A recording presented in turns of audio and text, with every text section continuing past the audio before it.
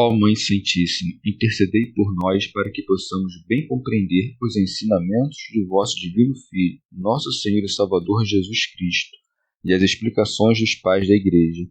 Ó Virgem Imaculada, ofereço-vos este trabalho e peço que abençoais aqueles que o ouvirem, e que seja para a maior honra e glória de Deus. Amém.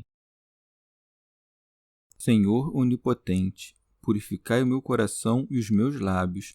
Vós, que purificastes os lábios do profeta Isaías com carvão em brasa, e dignai-vos, por tal modo, purificar-me com a vossa misericórdia, para que possa dignamente anunciar o vosso santo Evangelho. Por Jesus Cristo nosso Senhor. Amém. Senhor, abençoai-me. Que o Senhor resida no meu coração e nos meus lábios, para que anuncie digna e convenientemente o seu Evangelho. Amém. Evangelho de Nosso Senhor Jesus Cristo, segundo São João. A verdadeira identidade de Jesus. Os judeus outra vez apanharam pedras para apedrejá-lo. Jesus então lhes disse: Eu vos mostrei inúmeras boas obras vindo do Pai. Por qual delas quereis lapidar-me? Os judeus lhe responderam: Não te lapidamos por causa de uma boa obra, mas por blasfêmia, porque, sendo apenas homem, tu te fazes Deus. Jesus lhes respondeu: Não está escrito em vossa lei, eu disse, sois deuses? Se ela chama deuses aqueles aos quais a palavra de Deus foi dirigida, e a Escritura não pode ser anulada, aquele que o Pai consagrou e enviou ao mundo dizeis blasfemas, porque disse, sou filho de Deus? Se não faço as obras de meu Pai, não acrediteis em mim. Mas, se as faço, mesmo que não acrediteis em mim, crede nas obras, a fim de reconhecer de uma vez que o Pai está em mim e eu no Pai. Procuravam novamente prendê-lo, mas ele lhes escapou das mãos. Jesus se retira de novo para o outro lado do Jordão. Ele partiu de novo para o outro lado do Jordão, para o lugar onde João o havia anteriormente batizado, e aí permaneceu. Muitos vinham a ele e diziam: João não fez sinal algum, mas tudo o que João disse sobre ele era verdade. E muitos aí creram nele. Comentários dos pais da Igreja. Santo Agostinho. Os judeus ouviram: Eu e o Pai somos um, e não puderam suportar. Em conformidade com a sua dureza habitual, correram as pedras. Os judeus, outra vez, apanharam pedras para apedrejá-lo. Santo Hilário.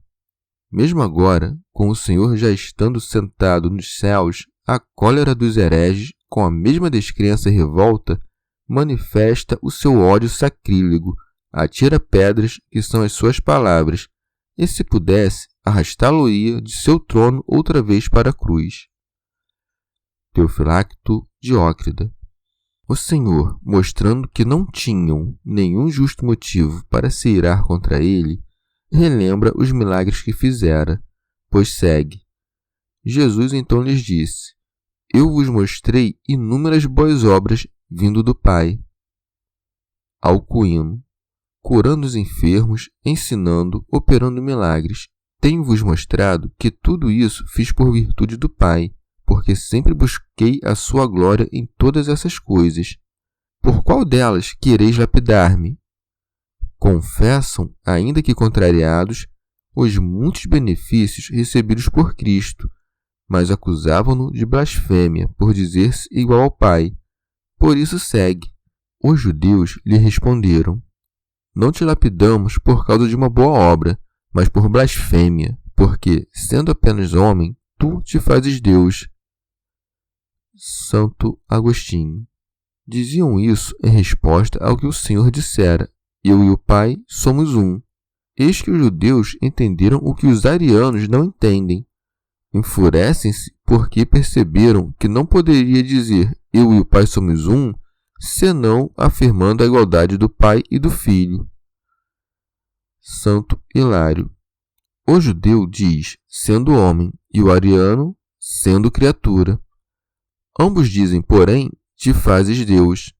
O ariano concebe um Deus de substância nova e estranha à do Pai, como um Deus de outro gênero, ou algo que não é Deus em absoluto, pois diz: não é filho por geração, não é Deus em verdade, é uma criatura superior a todas as outras. São João Crisóstomo. O Senhor não corrige a opinião dos judeus, segundo o qual ele se dizia igual a Deus. Antes, pelo contrário, confirma. Jesus lhes responde: não está escrito em vossa lei? Santo Agostinho. Isto é, na lei que vos foi dada. Eu vos disse, sois deuses.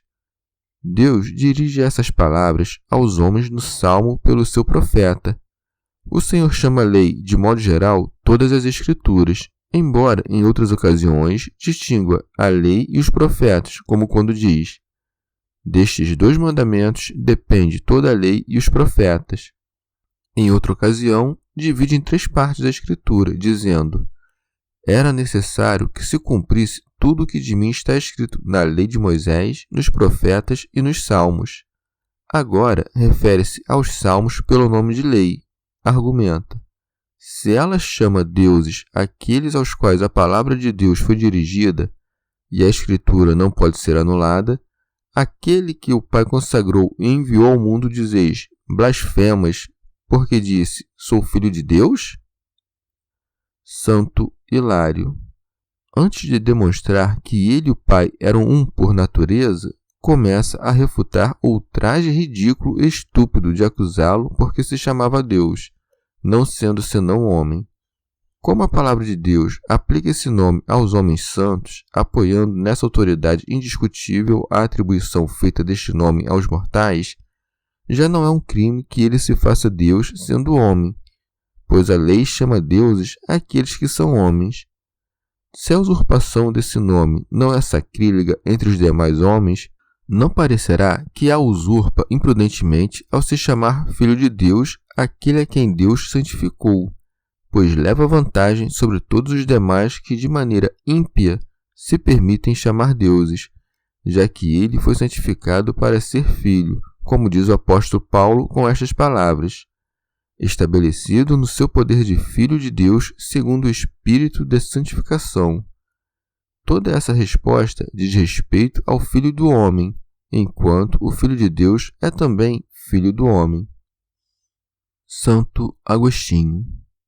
Ou de outro modo, santificou-o, isto é, ao engendrá-lo, concedeu-lhe o ser santo, pois o engendrou santo. Ora, se a palavra de Deus se faz para os homens a fim de que se possam chamar deuses, como não é Deus o Verbo mesmo de Deus?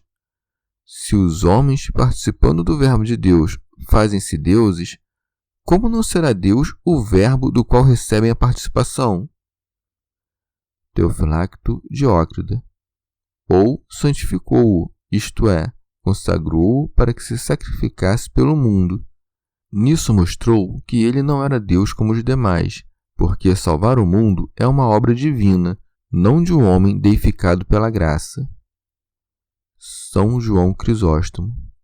Ou, esperando que suas palavras fossem recebidas, falou com mais humildade, mas depois os conduziu a coisas mais elevadas, dizendo: se não faço as obras do meu Pai, não acrediteis em mim, e manifestando assim que em nada era menor que o Pai.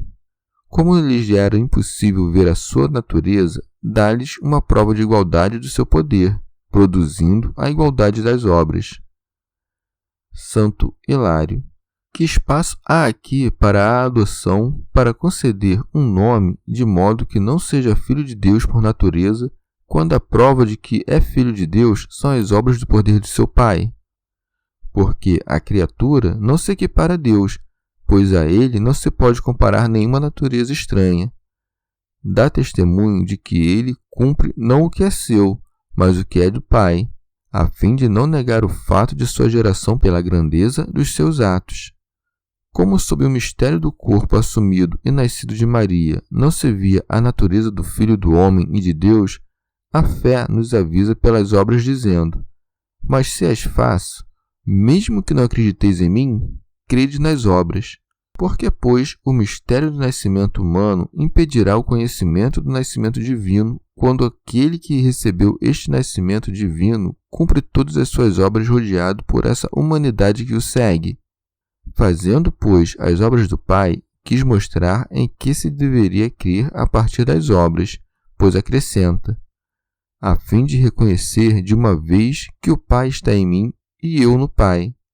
Isso significa aquelas palavras, sou filho de Deus e eu e o Pai somos um. Santo Agostinho. O Filho não diz, meu Pai está em mim e eu nele, do mesmo modo como o podem dizer os homens. Pelos bons pensamentos estamos em Deus, e por meio de uma vida santa, Deus vive em nós. Participando da sua graça e iluminados pela fé, estamos nele e ele está em nós. Mas o Filho unigênito de Deus está no Pai, e o Pai nele, como o igual está naquele que é o seu igual.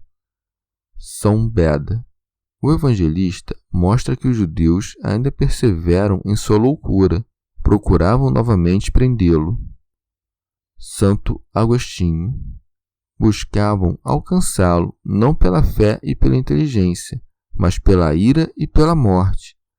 Tu alcanças para possuir, eles queriam alcançar para perder, por isso segue. Mas ele lhes escapou das mãos.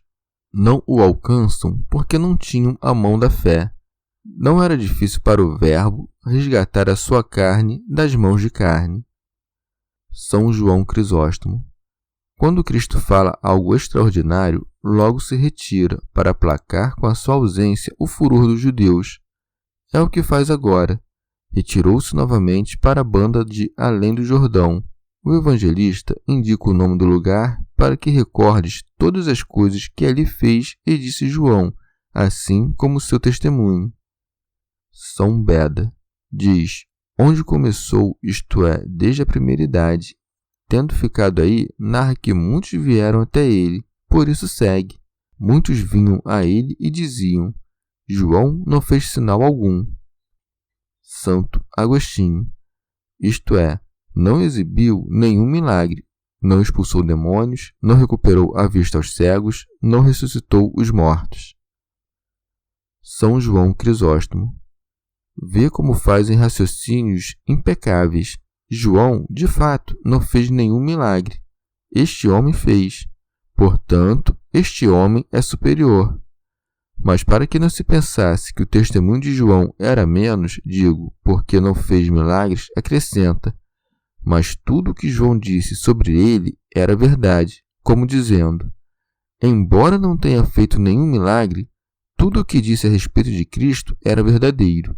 E concluem, se era preciso crer em João, muito mais neste homem, uma vez que o seu testemunho é apoiado pela demonstração de milagres. Por isso segue, e muitos aí creram nele. Santo Agostinho. Eis aqueles que o conseguiram prender enquanto ficava, mas não como os judeus queriam, enquanto partia. Cheguemos também nós, por meio da lâmpada, ao dia, porque João era a lâmpada e dava testemunho do dia. Teofilacto Diócrida. Deve-se notar que o Senhor muitas vezes conduz o povo a lugares solitários, afastando-os da comunidade dos descrentes, para que deem mais fruto, assim como havia levado o povo ao deserto para dar a antiga lei. Em sentido místico, o Senhor afastava-se de Jerusalém, isto é, do povo judaico, e se transfere para lugares onde há fontes de água, isto é, a Igreja das Nações, que tem a fonte do batismo, pelo qual muitos se aproximam de Cristo, como que cruzando o Jordão. Chegamos ao fim de mais um dia de comentários da Catena Áurea. Muito obrigado por ficarem até aqui, que Nossa Senhora derrame suas graças sobre nós e até amanhã.